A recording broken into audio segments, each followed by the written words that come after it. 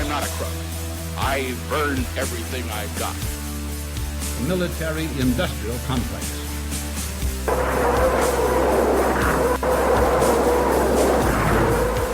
A new world order. But we are here to destroy the control over the industry of other people.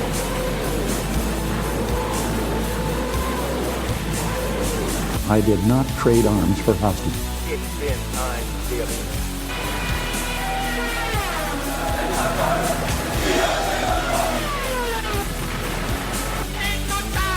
На полный разгром гнусных захватчиков. Myth20c podcast.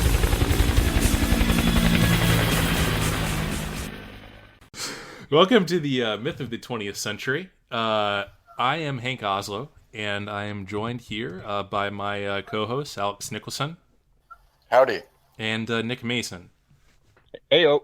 And today we're going to be discussing the Columbine High School massacre, drawing heavily on Dave Cullen's excellent book on the subject, Columbine, which came out in 2010, and dispelled a large number of the myths and sensationalism underlying the incident.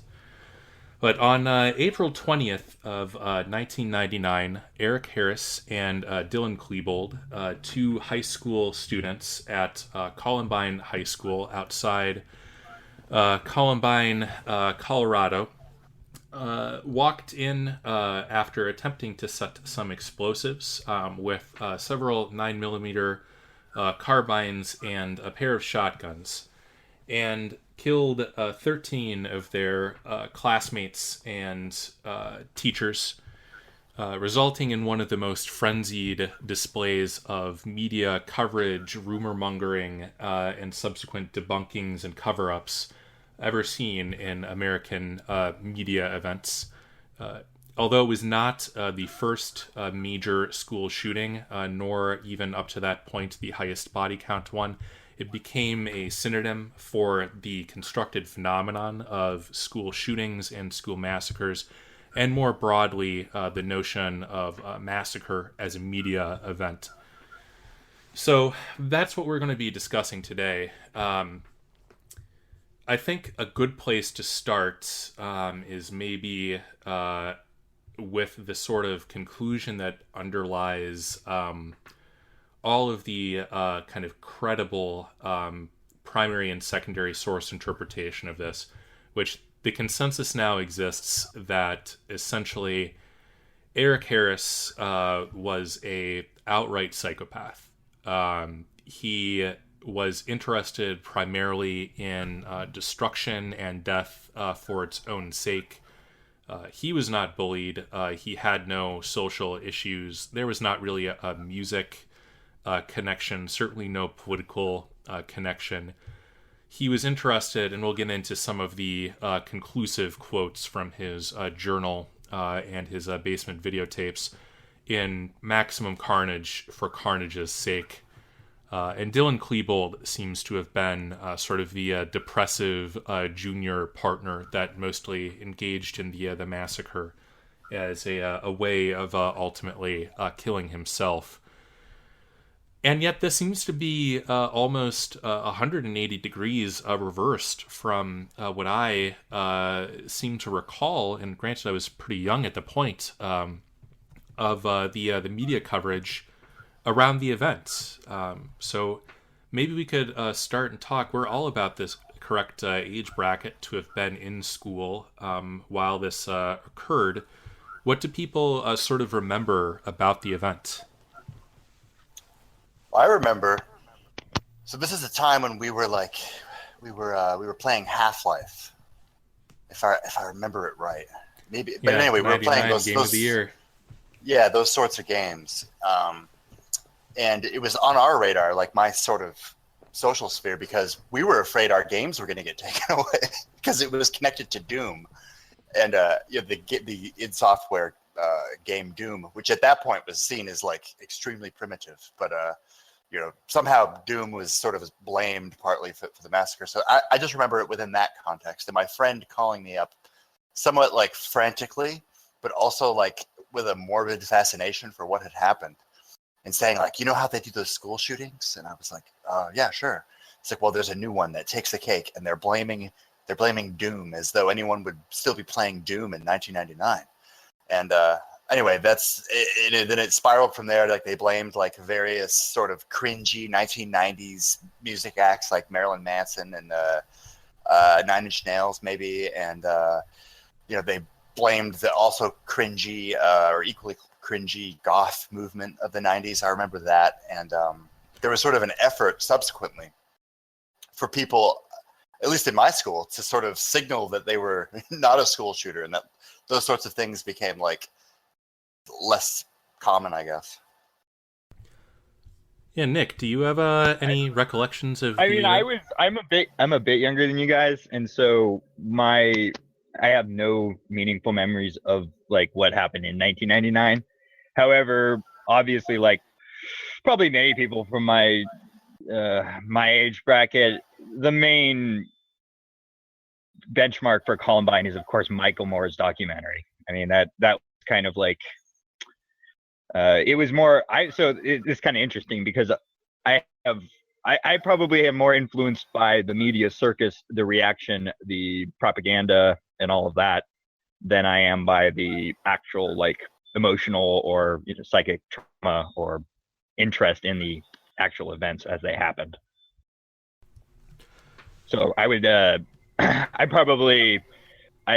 good person to look at as somebody who's absorbed a lot of the myth around it, because I honestly haven't looked too far into it. I have looked into little bits of it, but it's not really been one of my main areas of interest. So I'm very interested to get the rundown here. Yeah, maybe we should talk a little bit about kind of what occurred on the actual day in question. So there is this spurious connection because it did happen on April 20th.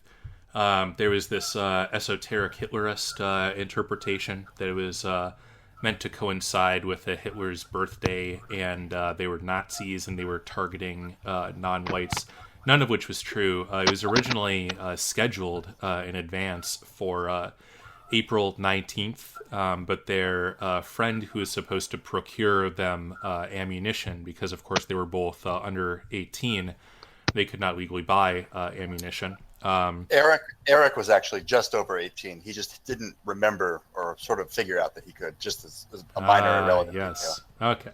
So their ammunition connection was a day late, but managed to actually deliver the goods, I guess, on the night before or something.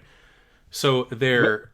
Let me also point out that as far as like the esoteric Hitler's connection, two points that I can say is that Dylan Klebold was Jewish. His mother was Jewish, and they celebrated Passover and this kind of thing.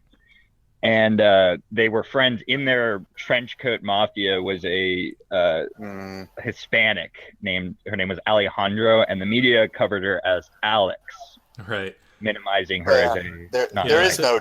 The trench coat mafia is independent of these two individuals, and Klebold was half Jewish, but he also celebrated Christmas and Easter, and he was like more Lutheran, I think, or more like.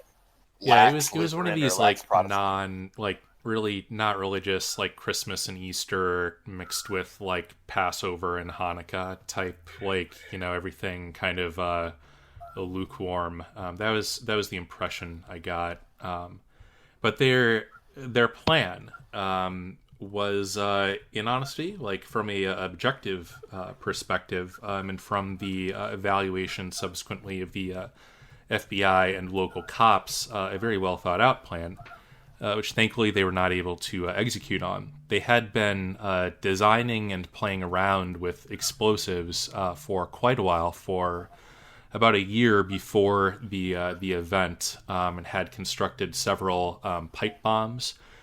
And their plan for maximum carnage was to set off some diversionary explosions with basically propane-based IED in a field across town, which was intended to draw away the police.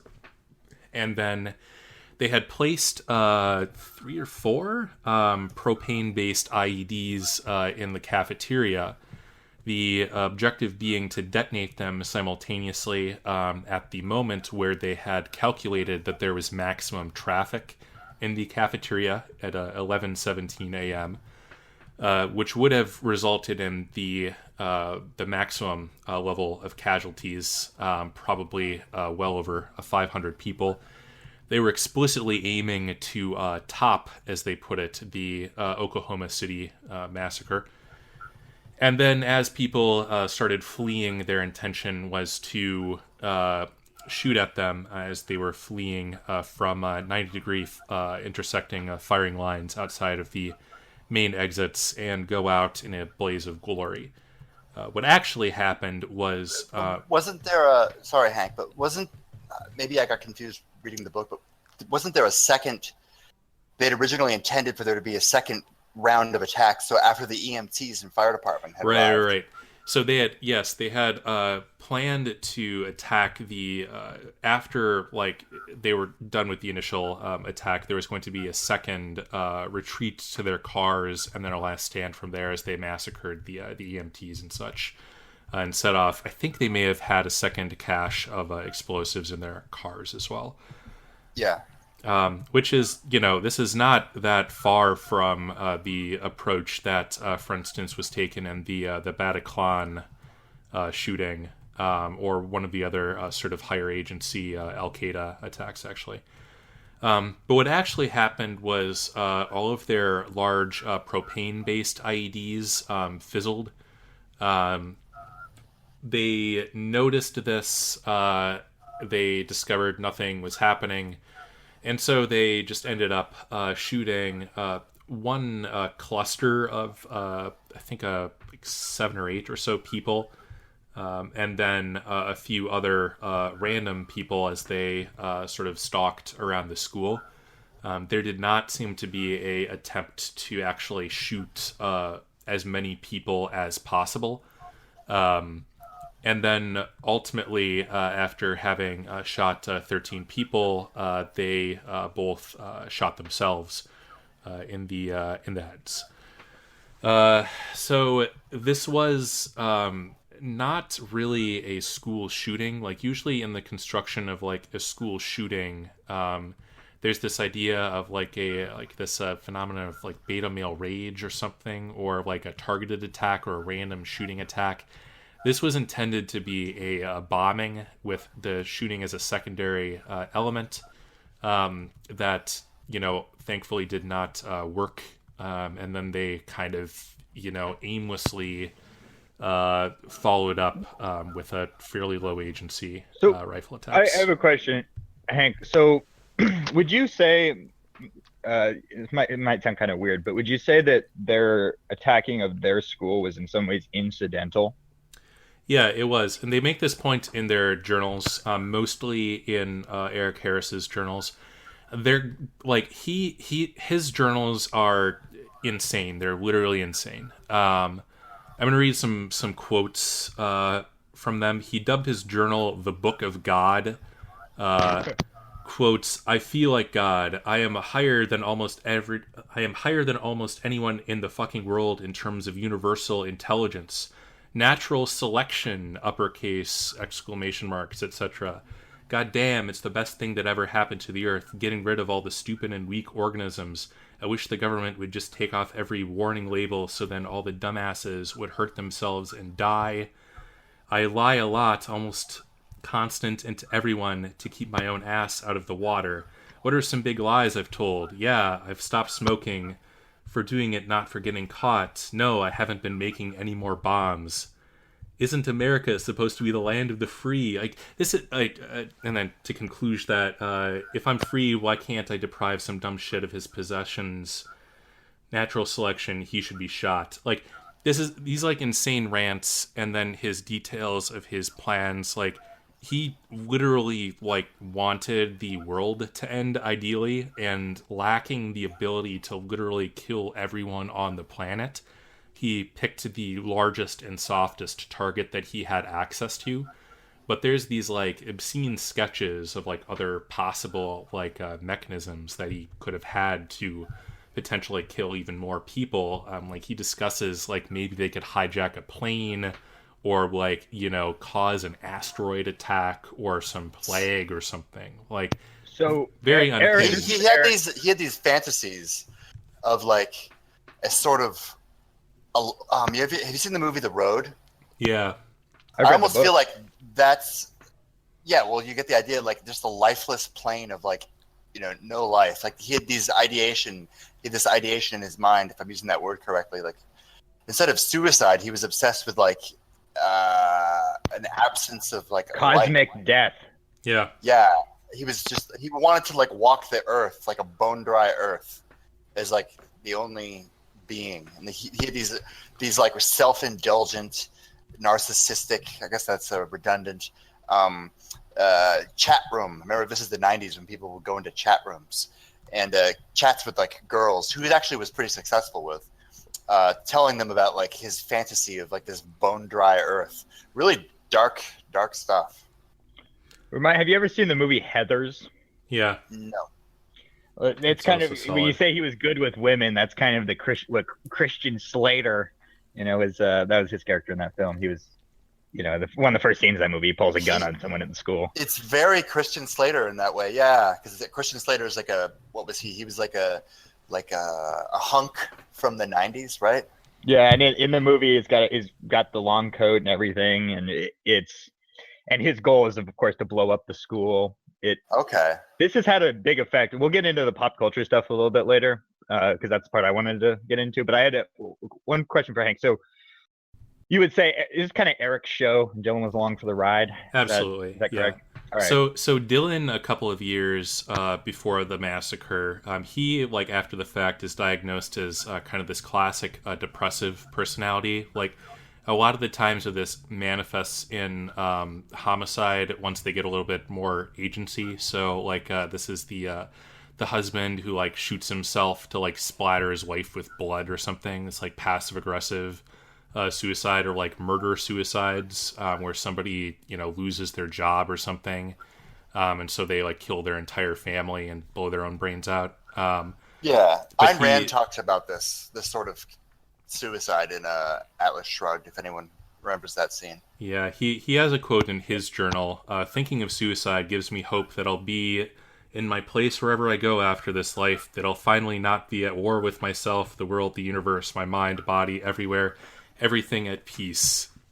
So, yeah, does not seem like an optimal way to achieve that. But in the video, in these basement tapes, before their massacre, they recorded a series of kind of rambling video dialogues, I guess, where there's all these weird glances between the two of them. Like, Dylan is kind of looking at Eric for approval, and in their sort of preparations and all of the many crimes that they had committed up until this point, it seems like Eric Harris was the leading partner in almost all of that.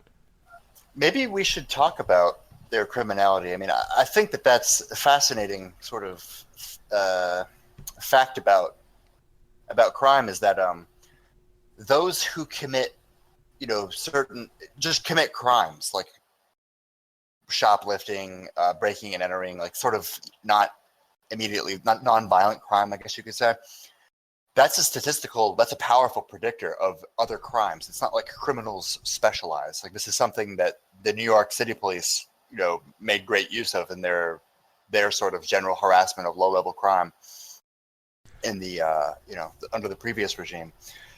These guys were like legit criminals. Like, maybe, I don't know about you guys, like maybe me and my friends, we made like a couple of like Molotov cocktails or misused, you know, model rockets a few times, but we never like made like pipe bombs. Like, I actually don't know of anybody who ever made a pipe bomb in high school. Kids will be kids. Yeah, like, boys are gonna like get into trouble, especially if they live in like a suburban or a semi-rural area. And these guys had access. I think that's a key component of the story, is that they had access to an anonymous, more or less wild space where they could test pipe bombs without being detected. Which, like, in a well-functioning society is a good thing. Like, you should have kind of, open areas to, like, go and do your own thing. These guys used it for ill ends, obviously. But they went, like, so far. Like, going to the phase where building a pipe bomb. These are.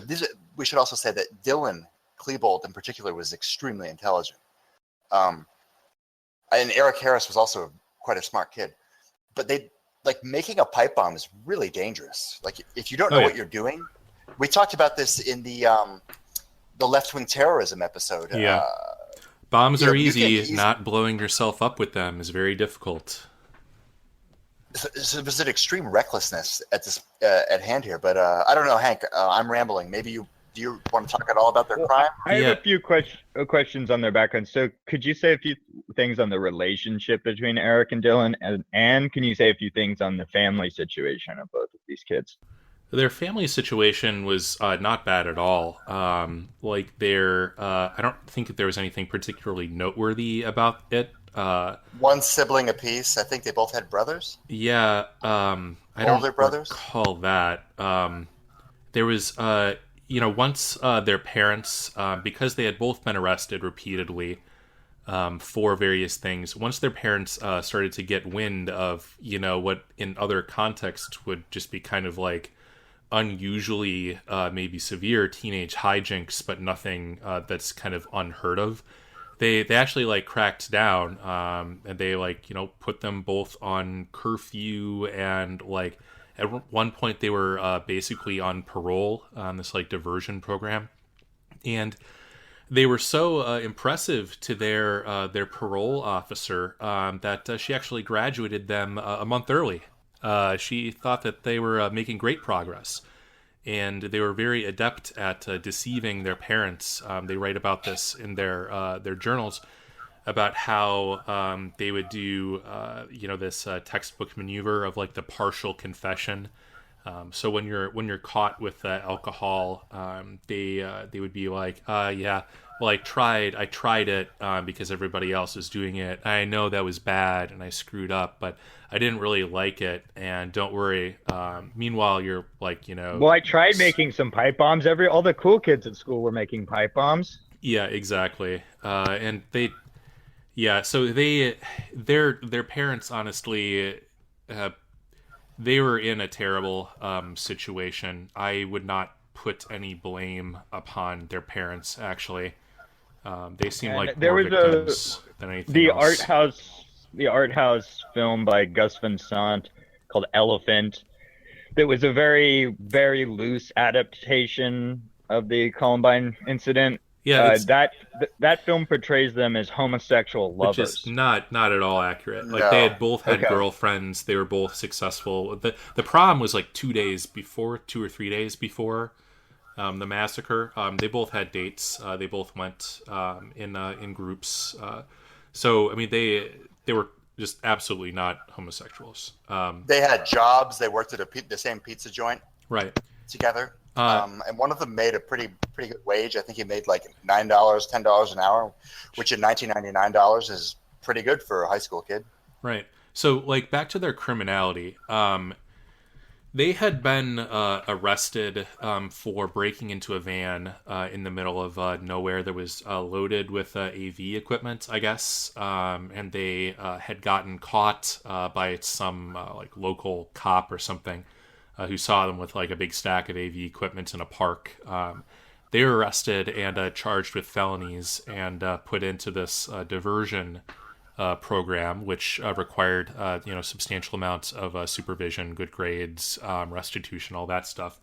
But on top of that, prior to that incident, there was this young lady, Brooks Brown, that somehow Eric Harris had taken a dislike to her. I don't know if there was a particular reason for that, but he was repeatedly vandalizing her house and threatening her. Her family had reported this to the police numerous times. There had been reports that they were building and detonating pipe bombs out in the woods.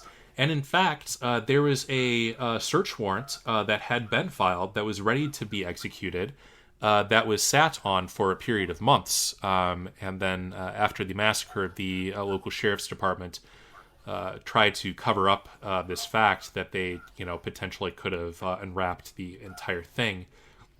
They had gone on these, what they refer to as missions, quote unquote, which were a combination of vandalism, like destroying mailboxes, throwing bricks through windows, defacing cars, etc., and actual petty theft, like stealing a bunch of signs from like a rent-a-sign place.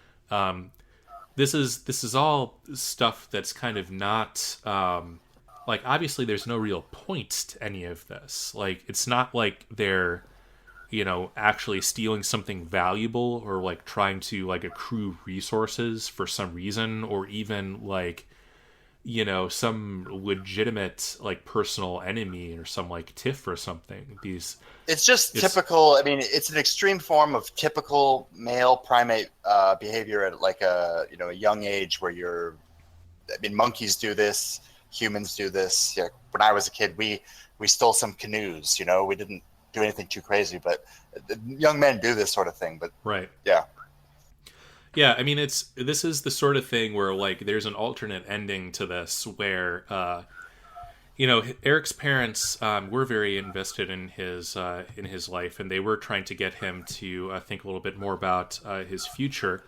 He had set up a meeting with a Marine recruiter a few days before the massacre.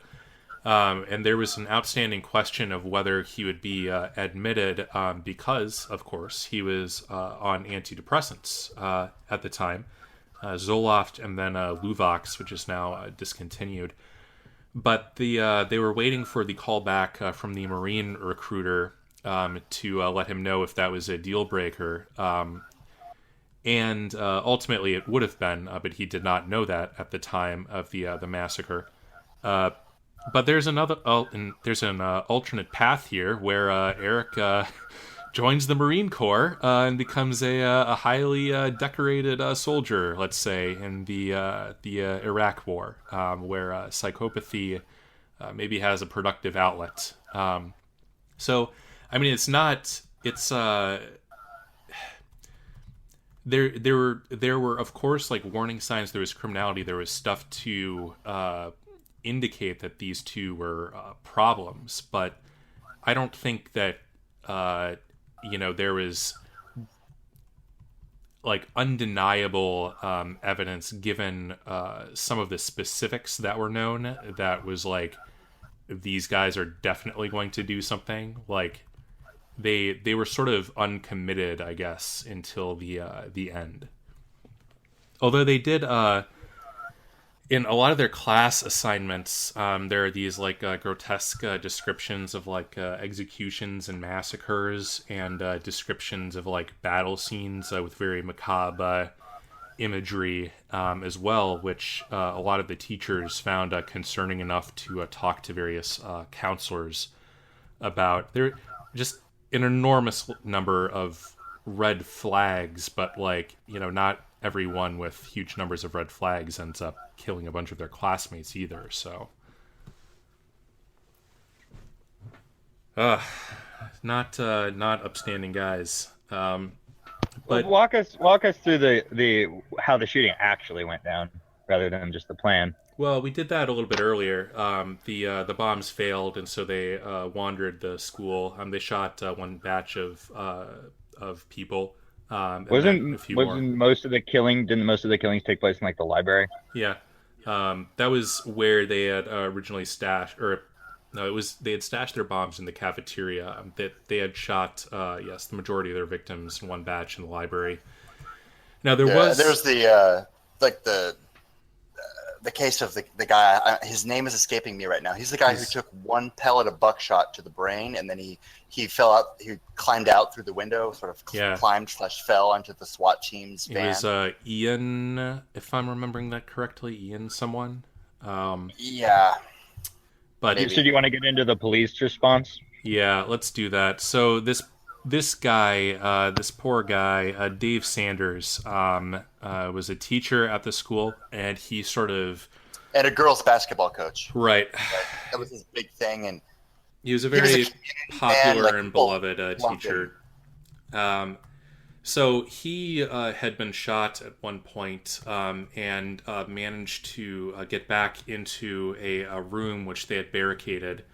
And they were actually able to get in contact with the police, who were sort of massed outside. It was unclear for a while exactly who is in charge of the scene, but somebody did manage to sort of get everyone together and figure out what the game plan was about an hour, I believe, into the event. But this guy, Dave Sanders, people were calling from this room, being like, this guy is bleeding out, and they had written a sign, one inside, bleeding to death, that they had hung hung at the window. A whiteboard. They rolled the whiteboard in front of the window. Right, asking for a rescue, and they had been told repeatedly for about 3 or 4 hours that help was only 10 minutes away. To the point where they were like, okay, we have all these chairs, we might as well break a window and try to lower him out, and at least he'll have a chance. And they were told not to do this, that help was just 10 minutes away, and they didn't want to cause any noise that would lead the killers to their position. Those killers were, by that point, long dead. But the SWAT team did make entry into the building in a decent order, given the sort of recommendations of the time, which subsequently changed. But their main issue was clearing this enormous high school complex. So the fire alarms had gone off, so there's ear blasting noise, so they were relying on line of sight and hand signals. Their sprinklers were off because, of course, they had all of these pipe bombs going off. So there's 3 or 4 inches of water in a lot of these hallways. They don't know for sure how many shooters there are. There were reports of up to 4 or 5, which was the they thought it might be like a team of people just hosing people down. Yeah, there were the 2 killers in 2 different outfits because they had taken off their jackets at some point. There was an AC repair guy on the roof. But there were, in these kinds of eyewitness situations, basically the cops had no idea what was going on and no way to figure out what was going on other than very slowly clearing this monstrous authoritarian looking school building. So yeah, they were in a very... The school was originally built so that it could be either a high school or a factory space, correct? I hadn't heard that anecdote, but you can look at pictures of this place and it's this thing that just screams industrial school.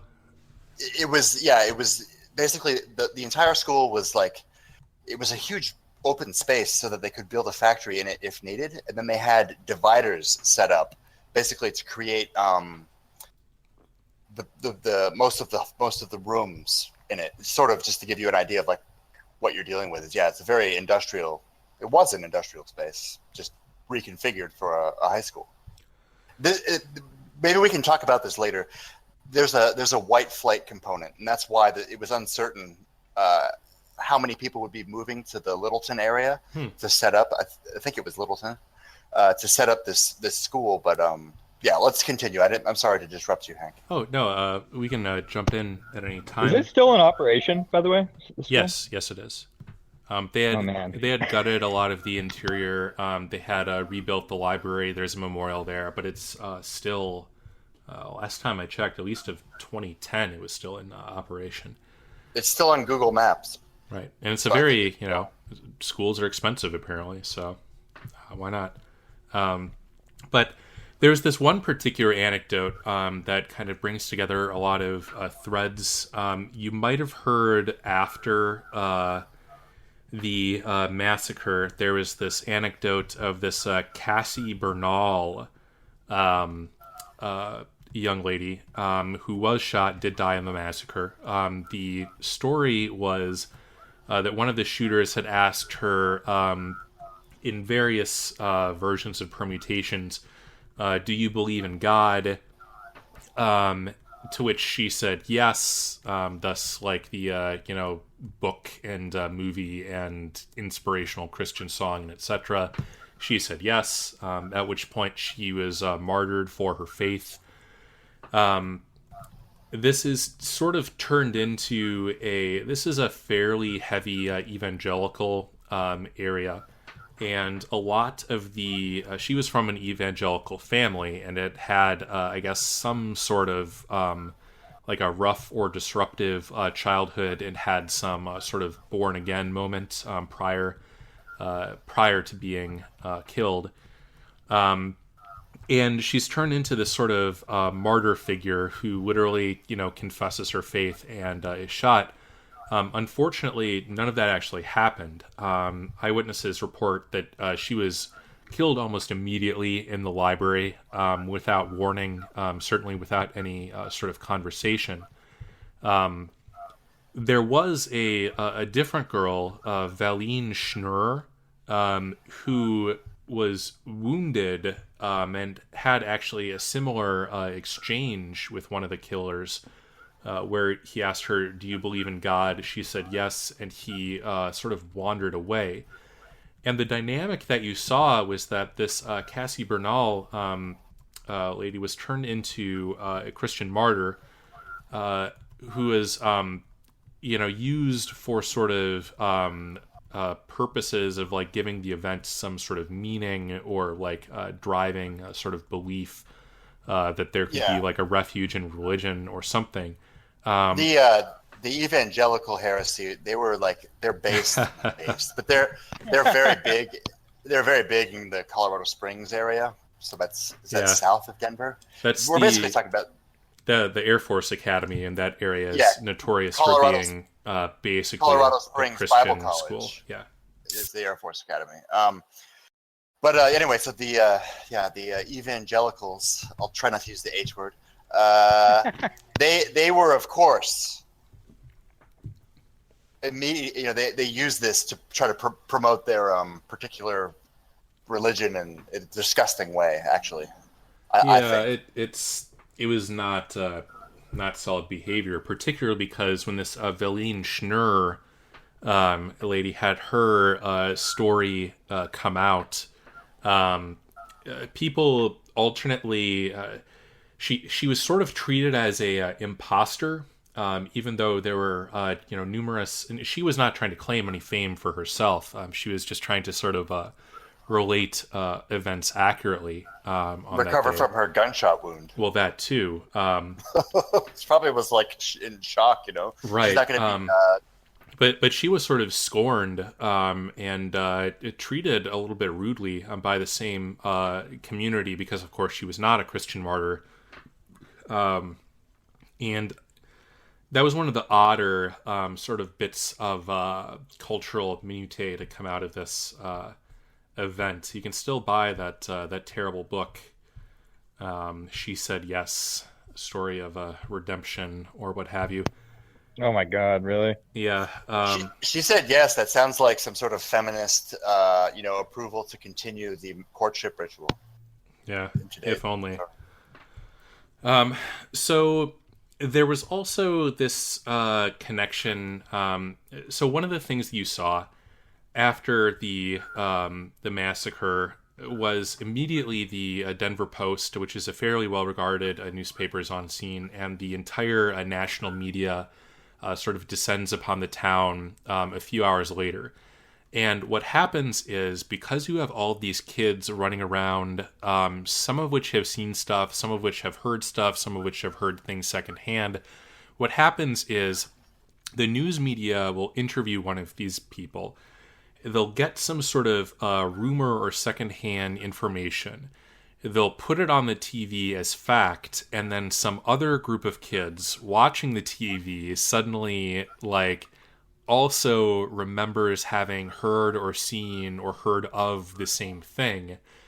and they get interviewed in turn, and so you have this sort of recursive building of rumor into fact. So this is how you get things like this trenchcoat mafia connection. And the media itself, as the media is looking for certain things. So certain rumors they're going to jump on more than others for various sensational reasons, propaganda reasons, etc. So you have this this narrative that they were both members of this trenchcoat mafia, which are these goth kids that are outcasts and being bullied, and they probably just snapped and decided to kill all these jocks and popular kids. None of which was true. They were not. Wait, hold up, bro. So when you say none of this is true about the jock thing, so I understood that there was. They said it was alleged that they said we're going to kill the jocks. Are you a jock? Did none of that happen? No, I don't believe so. They had written in their journals. One of them was a big MLB fan. Yeah, he was a baseball. Dylan was. But that's a frequently. I'm not saying that makes it true. That's a commonly cited thing. Is that they were, especially in the library itself, that they were saying that. Yeah, if you're anti-jock, you don't wear a Boston Red Sox hat. And Dylan Klebold's famous, I've posted it in the chat if you can see it. His famous, I don't know what the hell kind of face you call that, crazy face, I see. Pre-selfie face, is wearing a Boston Red Sox hat. Like, they were not anti-jock. They loved I think they both liked the school football team. Was that right? Like they're. Yeah, I mean they were just like, popular, sort of like they had a fairly large friend circle. They Eric Harris had this website that had come to light 2 years prior. His I Hate website, where he lists that he hates everyone from like country music, people who mispronounce espresso, the WB network, I can believe, I haven't looked at this list, I can believe that perhaps jocks are on this, but this is literally a set of Venn diagrams that encompasses all of humanity. He wanted to kill. Do you say espresso or espresso? Yeah. I would say what's interesting about this is these people, especially a lot of people writing after the fact, and you see it in the Gus Van Sant's film, everyone's looking for a way to make sense of this that fits their frame of the world. And it seems that most people wish to deny the kind of agency to a 17, 18-year-old and pretend like they're just a child who's that's exactly who's only responding to impulses, when in reality, these guys are perfectly capable of actually committing what we might call evil. Right. I mean, they actually the couple of boomers that I've spoken to actually about this in casual conversation, the themes are where were their parents? I guess their parents were just as much victims as everyone else, and how can a 17-year-old be that evil? These are the themes that get. And where's straight A Sally's parents while she's having a train run on her? Yeah. Well, that's nonsense. I mean, how many 17-year-olds were in, a hoplite formation and then raped the local village when they stormed exactly right. Yeah, bingo. No, a 17-year-old Alexander the Great, FFS. Yeah. I mean that.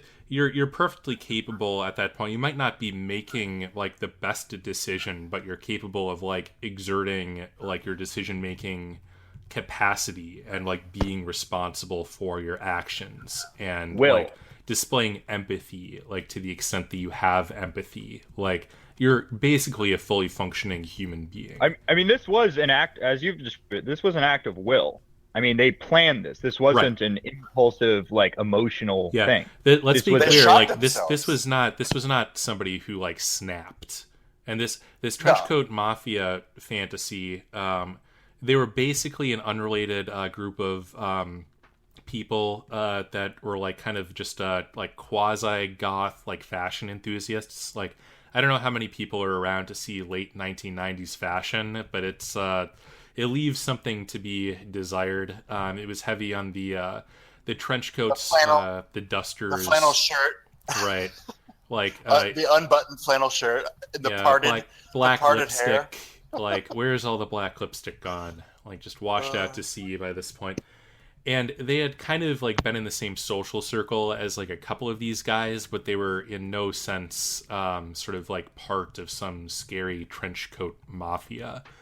But this is like something that particularly after the fact, like school administrators would be like, you know, try like there is the pushback and then the pushback to the pushback, where there were like, you know, either like attempts to keep an eye on or like fears that there would be attempts to keep an eye on the goth kids. And then of course, like they've got their own complexes. So my hypothesis is that this is the root of the goth emo split personally, but I'll leave that to somebody with a better grasp of music genres. The dusters that they wore, I think it was Dylan who bought them or at least bought one as like part of a failed Halloween costume. Yeah, so he sort of had it. Right. And let's be clear. It was used to obscure the webbing and like the harness and all that shit that they were wearing to hold like extra mags and extra or conceal the shotguns and all those sorts of things. Let's be very clear about one thing. There were no trench coats implicated in the massacre. They were wearing dusters, and there is a distinction. A duster is a dust cover. It's meant to be worn on the dusty trail. It protects you from the elements. It has to be cool. It has to have a slit that goes all the way up so you can ride it on a horse. It has shoulder covers for rain. A trench coat, you button that up. It's got a belt on it. It's wool. It's warm. It's meant to be worn like in Belgium when you're knee deep in mud. Completely different articles of clothing. Okay, let's roll with some of the big picture propaganda. I gotta get some Vivaldi to splice over that. Like this movie was a big hit for the lib shit crowd. What was Moore's thesis and why is he wrong? Moore doesn't really have a fucking thesis in that movie. Like he's like, it's kind of like, oh, like America is like a violent gun culture, therefore Columbine. Hello?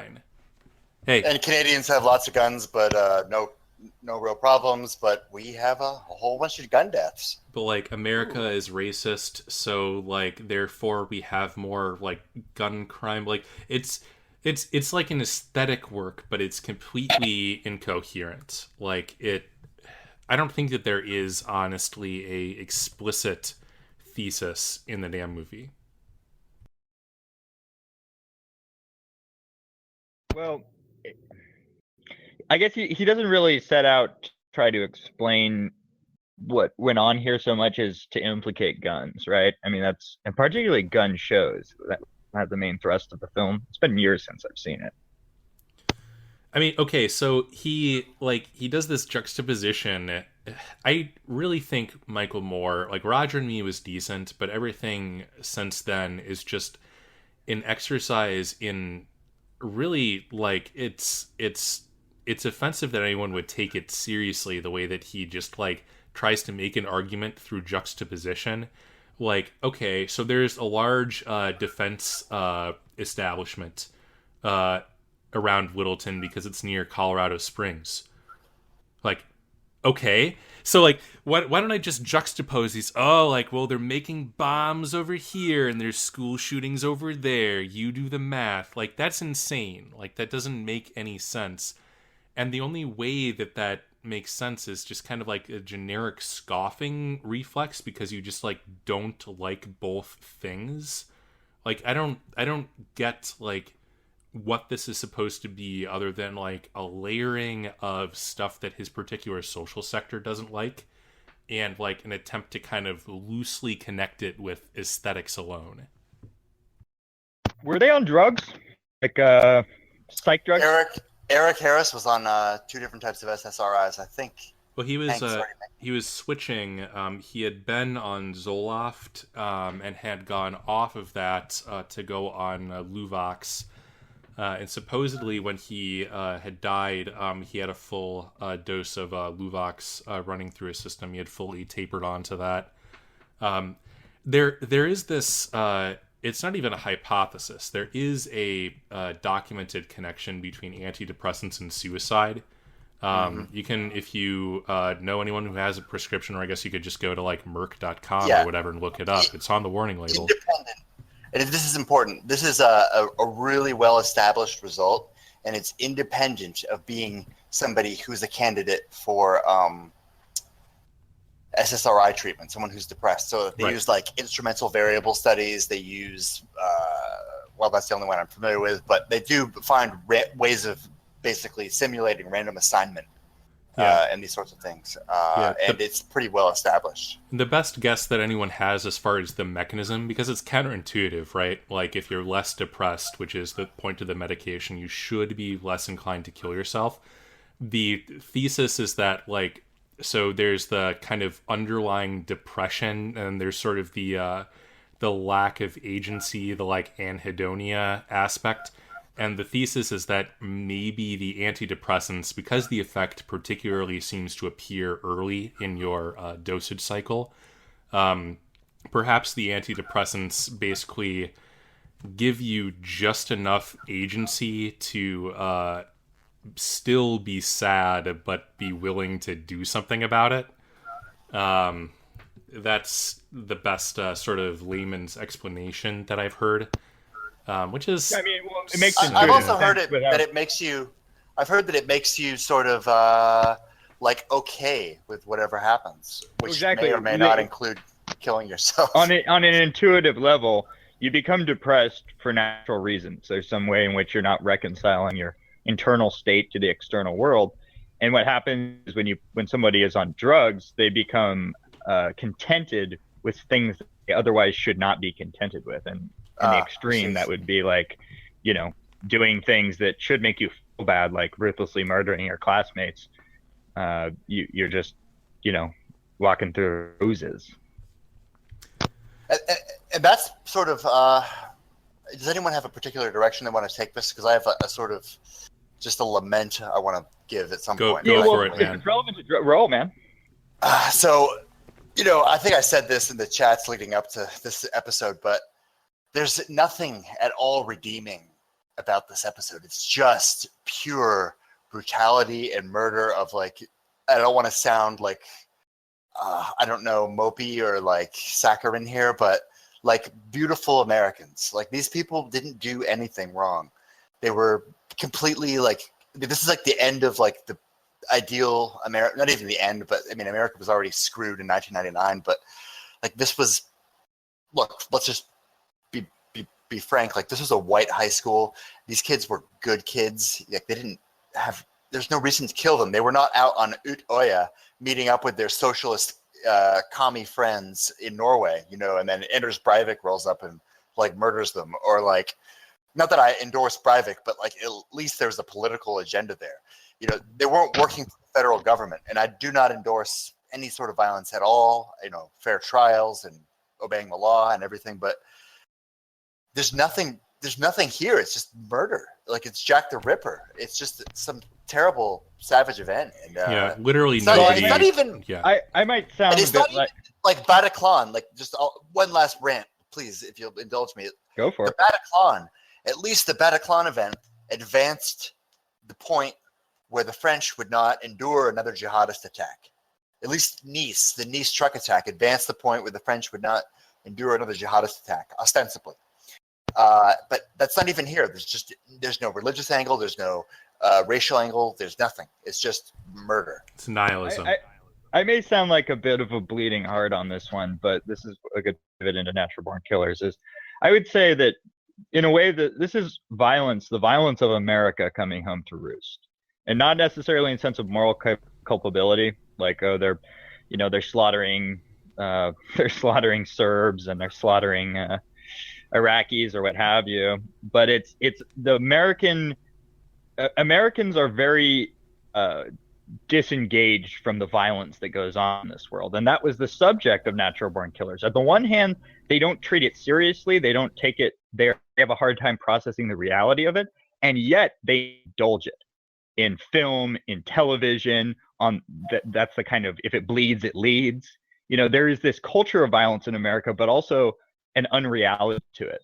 And when this kind of stuff comes home to roost, people treat it differently. Even if your kids aren't there, even if you don't live there, it has this psychological effect where people suddenly, some American kids get killed, and all of a sudden it's the end of the world, right? And I agree, it's a great tragedy, and obviously those kids did not deserve to die. But the way in which we look at violence is really pathetic, if you ask me. And Natural Born Killers, which is blamed in this, apparently in his diary he wrote, what was it, A Holy Day of NBK. Yeah. Actually, if I recall correctly, it wasn't Eric who wrote that. It was Dylan who wrote that in Eric's diary. That's as I understand it. But regardless, this film was blamed, and not only that, the famous writer John Grisham actually blamed Oliver Stone for one of his friends being killed, because there was another incident. Because there's been several. This gets really meta and esoteric as well, because there's been several copycat killers of Natural Born Killers. However, Natural Born Killers, first of all, was based off of the Starkweather murders. And it was also riffing off of a film made by Terrence Malick in the 70s called Badlands, which was a more direct adaptation of the Starkweather murders. And basically, the premise of Natural Born Killers, people haven't seen it, by the way, that movie is brilliant. And they're taking this American fascination with violence and the media hype, and there's a lot of interesting things going on in Natural Born Killers. But the fact that it was blamed in some way, and John Grisham goes on to blame, like I said, he blamed Oliver Stone because a friend of his was murdered in an alleged copycat incident. But I mean, talk about failing to understand the film. Yeah, I mean, so the interesting thing about the way that this works is that, like, when you have a media-driven society, particularly a very atomized media-driven society, like, the only way that you experience violence is via as sort of the punchline of a narrative that's being propagated. Like, white Americans in good neighborhoods, I guess, very rarely experience direct violence. They have the visceral experience of people talking about violence that is described to have happened for a reason. And I don't know if this really gets to sort of what you're talking about, Nick, but I think that this explains some of the reflexive need to try to construct some sort of reasoning or rationalization, at least, behind the narrative and the way that or behind the event, and the way that it's used as a rhetorical framework for discussing other massacres of this kind. They're like, oh, this is another Columbine. Yeah. It comes from the frame that America, it's the result of believing that there is justice in America, or that the American, internally and externally to the rest of the world, that America somehow uses violence responsibly, and that violence is done violence is controlled, and all the right people have guns, and this kind of typical cattle-like liberal worldview. And people just can't understand it. When they're faced with it finally, and they have to rationalize it as the system failed. When in reality, I'd say it's in some ways the seed is, because I think the system is set up to create people like this. I would not say that. Like, this seems to be just like so lacking in kind of genesis. Like, we know that there's like a certain fraction of the population that is just bad. Like, this has been true for time immemorial. And as far as anyone can tell, it will continue to be true as far into the future as you want to project. Like, in every society, from like the Soviet bloc to the jungles of South America to the rural U.S. to certainly the urban U.S., like, you have some fraction of people that are just bad. And intersecting bell curves, like the tails of the distributions line up on certain traits that can produce an extreme outcome. Right. And maybe if you have like a village of 100 people, one of those only comes around like every 2 or 3 generations, and you just end up hanging them. But in an industrialized civilization, like it's like any open society is very vulnerable to this class of person, and there's really not a whole lot that you can do to actually prevent it that doesn't end up turning your society into a police state.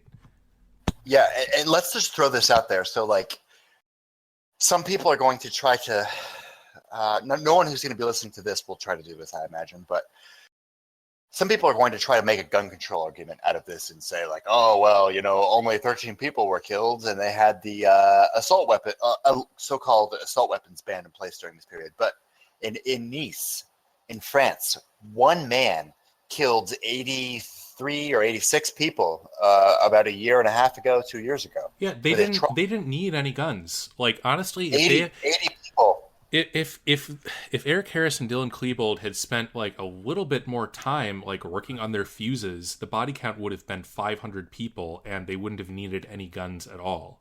Like grills, are we going to make grilling illegal? It's a complete like digression, and it's really disgraceful to see like the way, like, it's understandable why parents or people affected would sort of glom onto an issue that seems like maybe this like would have saved like another person, but like honestly they're being used by people who have no interest in actually protecting that sort of community. Like, in fact, the opposite. Like, we covered this in our gun control episode, that like there's effectively nil like amount of white on white like gun violence in the United States. So, I mean, when your response to something like this is to, shout at the NRA of all people, like, that is not a effective response to this. Well, there's like literally like The a fact mass of the matter shooting is- in Chicago almost every weekend. Well, there's many low-level shootings. But the point is that, like, let's say you have an assault rifle. Like, no one actually has that. Very few people have those, and they're not going to go shooting people with them. They shoot about at roughly 10 rounds a second or so, like 600 rounds a minute. I do the math right there. Those rifles, okay, you have to be facing somebody in a direct line of sight. Those rifles are good for killing people who want to kill you in a war situation. But if people don't want to be killed and they want to run away from you, it's actually pretty easy to run away from somebody with a rifle. All you have to do is change the sort of like the angle at which they are facing you. So as long as you're not out on a salt flat in, like, I don't know, someplace where they have salt flats, you're going to be in good shape. You can hide behind things. You can go down a tunnel or a corridor, and you can save yourself from being shot. Like, these guys did not shoot that many people. The only way that guns are like going to get a really high body count is like in a Bataclan situation where you have lots of guys coordinating, and in that case they're using illegal firearms imported from Yugoslavia or wherever, and they're bound together by sort of a death cult known as Salafist Islam, right? So we have to be. I just want to give people useful memes for helping to, push the pro Second Amendment agenda. Yeah, let me just on the note of violence, like, had Harris gone into the Marine Corps, he could have killed teenagers, he could have blown people up, and it would be a-okay. And that's the point in Natural Born Killers. When I said earlier that the system creates these people, what I mean is that the system, the psychopaths in the film shows, like, for instance, the character played by Tom Sizemore, he's a police captain or sergeant or what have you. He's a total psychopath, arguably more vicious than Woody Harrelson and right. What's her name? The way that I would frame it is that, like, a well-functioning society finds places for everyone that it's possible to find a place for. Yes, a well-functioning, a healthy society comes to terms honestly with violence. Right. And with the distribution of psychopathy, I mean, whites have a pretty low distribution for psychopathy, but we produce them nonetheless. Like, they exist. I mean, there are definitely professions and field, like politics, for instance, that attract to that class of person. And honestly, if you're if your psychos can be more effective than the next country's over, then that works out well for you and badly for them. Maybe it's too bad that Eric Harris's father was a military guy and not a lawyer. Yeah. Yeah, I mean that's my point. It's just the way in which, like, the system doesn't have a play. There's certain violence that is allowed by the system that is condoned even, and then there's violence that's not. And these guys, the reason this is so sensational is that it happened on terms that people that's are almost not a trivial point, right? Like that's like a foundational aspect of human civilization, that like certain types of violence are allowed and disallowed. I mean, chimp tribes have that. Yeah, but I think the basics are important. Okay, I mean that's fair enough. Yeah, but there's no reaction versus cathedral. There's no I don't know, the Z word versus whatever, like nationalists. This is just a shitty situation. It's not like there's actually no political angle that I can see here, except that the media are incompetent. That's about all I see. Leslie Stahl and those sorts of people in 60 Minutes who advance this silly narrative about goths or trenchcoat mafia and those sorts of things. Yeah, this remarkably depressing episode, thankfully, does not seem to be. It's important to note that school shootings and massacres in general have been on sort of a steady to downward slope over time, modulo the our lovely imports from the Middle East, which certainly... It's Muslim thing now. Yeah, it's a Muslim thing, which is absolutely, honestly, like it's better that it's seen as a Muslim thing, I think. But, I mean, it doesn't even seem to have many useful implications for the phenomenon itself, which thankfully remains remarkably rare, as long as you're not going out of your way to encourage the circumstances to create these kinds of events, like the Pulse nightclub or the Bataclan or etc. San Bernardino, yeah. Right. I see it more as like, it's like in a weird way, it's like a macabre capstone to the 90s. It really like, is, yeah. Self-indulgent teen culture. I mean, I was a child and a teen in the 90s, so I was super keyed into that. But like the tail end of the MTV thing and the tail end of like all this angsty music and it's the final just a completely CD generation. Worthless decade, Yeah, the last American. It was the last American decade. 90s nostalgia is going to be so rough when that comes around. What is there? I can't think of anything that I want to listen to from the 90s except maybe a couple of like shitty black metal albums that I'll listen to when I'm in a bad mood. Yeah, we'll all be listening to Burzum. That'll be our nostalgia. It's Satyricon, yeah, old Satyricon. Dunkelheit. All right. Do we have anything else we want to say, or we do want to flush this sucker? I just want to we didn't get into it, but I would just say like might want to read the book. Yes, Cullen absolutely. is the author. Columbine Fusel. I can't remember how to say this name now. Fuselier was a hero here. We didn't get into him, but he's worth shouting out very briefly. And Dave Sanders. Dwayne Fuselier is the FBI analyst after the fact who put together a lot of these primary sources that the author, Dave Cullen, draws upon heavily. He had been involved in several other hostage and sort of situation dealing with, I guess, in his capacity as an FBI agent. It's an excellent book. I highly recommend it. It is not a uplifting read. Consider yourself warned. Very dark book. Especially if you lived through the late 90s, you may find it very interesting how much of the narrative was layered on without any foundation. I will end on a somewhat ominous political note. I will say that this is an example of the kind of calculated and systematic violence that the white man is capable of. And I mean, that doesn't speak very well. They lost. They lost to be a high score.